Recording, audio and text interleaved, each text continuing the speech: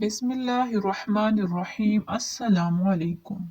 आयतुल कुर्सी सूरतुल बकरा की आयत नंबर 255 है और ये कुरान पाक की अजीम तरीन आयतों में शुमार होती है।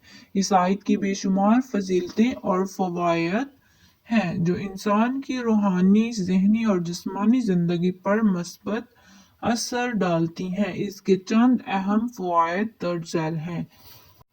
तहफ़्फ़ुज़ का ज़रिया आयतुल कुर्सी पढ़ने से अल्लाह ताला इंसान को हर किस्म की आफात, बीमारियों, शैतानी वसवसों और जादू से महफूज रखता है। ये घरों, बच्चों और मालो असबाब की हिफाजत के लिए बेहतरीन ज़रिया है। शैतान से हिफाजत। हदीस के मुताबिक जो शख्स रात को सोने से पहले आयतुल कुर्सी पढ़ता है, अल्लाह उस पर एक मुहाफिज मुकर्रर करता है और शैतान उसके करीब नहीं आ सकता। ईमान की तकवीयत। आयतुल कुर्सी अल्लाह ताला की तौहीद, कुदरत और इल्म की वजाहत करती है जो ईमान को मजबूत और दिल को सुकून बख्शती है। दुआ की कबूलियत। आयतुल कुर्सी पढ़ने वाले की दुआएं जल्द कबूल होती हैं और अल्लाह ताला इसकी हाजतें पूरी करता है।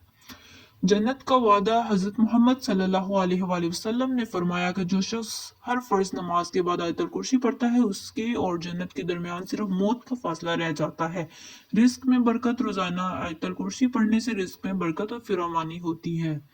आयतुल कुर्सी को मुश्किलात और परेशानियों के वक्त पढ़ना दिल को सुकून और मसाइल का हल फराहम करता है। ये मुश्किलात का हल है।